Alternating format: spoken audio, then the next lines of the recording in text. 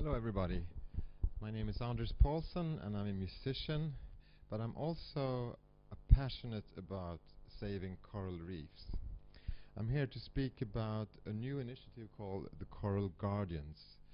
And the idea is to support education of young people in biodiversity conservation and sustainable development.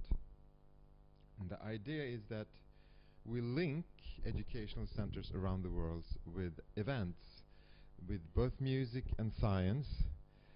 So there will be emotional impact and there will be scientific, like both sides of the brain. We're thinking that that is a more effective way to share our knowledge. So, anybody here have ever snorkeled on a coral reef? Okay, great. Sometimes they look like this. This is a dead coral reef. And it's a pretty sad look. And I actually felt this depressed myself in 1993. I had friends who were dying and I was in a very bad love affair. So I figured I have to do something different. So I went to Hawaii and just getting there didn't fix it, but I went underwater and the first thing I saw was this. This is a yellow trumpet fish. I thought it was pretty comical, you know, very stiff body, little fins, this long nose, and yellow. So, and it sort of looks like a soprano saxophone, so I found a link with this creature. So I continued snorkeling and looking around for more places. And I came to Belize in Central America, and there I met people from Coral Key Conservation. And they work to protect the reef, and they train people. Anybody, like you and me, can become a volunteer diver. So we'll help them count species. How many parrotfish, sharks, elkhorn coral, brain coral, sea slugs, nudibranches. It's a lot of it. And this brought me to the Philippines. And this is Dunhugan Island. And they have a learning center that teaches young people about how we can live in harmony with our life-supporting ecosystems.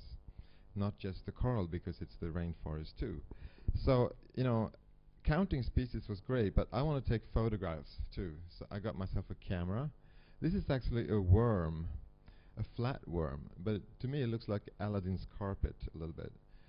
And this is a boxfish, and you would say it's feeding, but I can see it's also playing.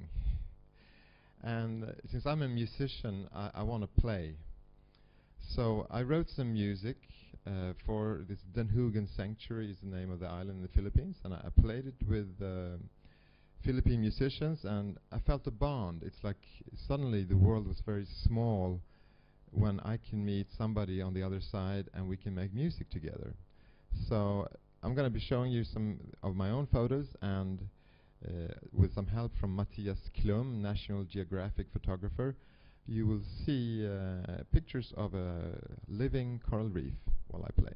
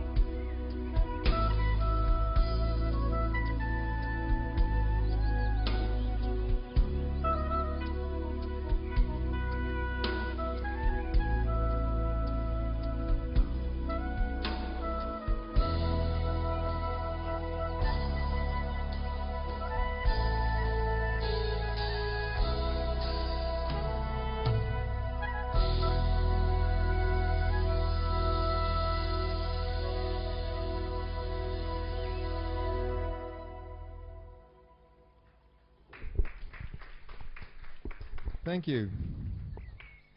Now, this part of the world, the Philippines, is a biodiversity hotspot, meaning like in the center here where it's really red is where we have 70 generations of species.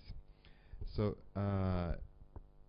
even if there is a dead reef in the area, if there is a mother reef that's still healthy, it can recolonize the dead reef by sending larvae through the ocean currents.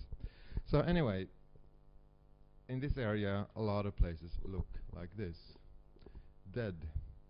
And as I was turning 50 years old this year, I was not really comfortable with it, and I felt that this could be a crisis personally, but I said, no, let's focus on the positive, music and coral reef conservation.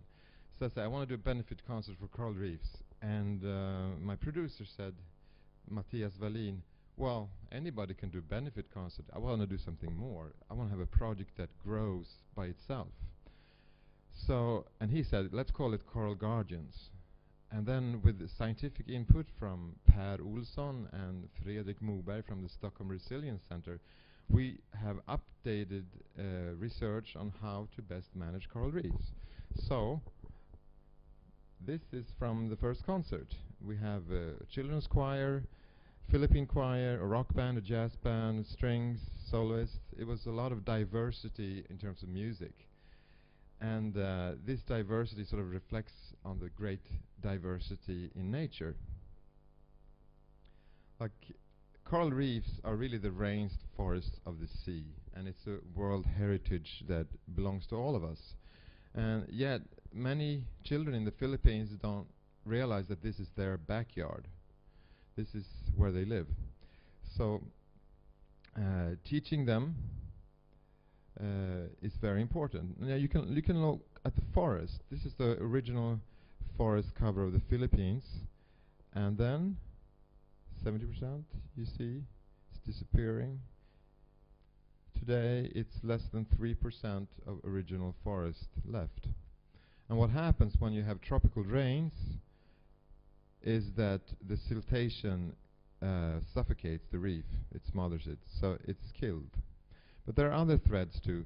For aquarium, some people use cyanide fishing that anesthetizes the animal, and they sell it, and then it dies on delivery anyway. So it's a bad idea. Blasting caps, dynamite fishing to get one last supper is a really destructive way. Hundreds of years of coral growth can die this way. So it's last supper, and it's really ignorance that kills. The more we can educate people, and children in particular, the better it's going to get. And that's what the Dunhugen Learning Center is about. And this is the first place we're going to in a couple of weeks to meet with their organization and study them and play concert and have scientific discussions at the same time. Now, there's so much we can learn from coral reefs. They recycle everything, not like us. And they manage to thrive in a nutrient-poor environment. And also, we might find many medicines and for future needs, and there's a shoreline protection that when there are tsunamis, a healthy coral reef can protect the shoreline. There's food for hundreds of millions of people. There's tourism, of course, and if it looks like this, tourism is good business. If it looks like this, it's bad business. So it really comes down to one choice. Which do you like? Which do you prefer? If this is what you prefer, then you are, in your heart, a coral guardian. Korallrevsväktare, as I would say in Swedish. So I'm going to end this little presentation by playing the song that I wrote. It's called Coral Guardians. And also say that the coral reefs are very sensitive. So they're an indicator of the general health of the planet. So there.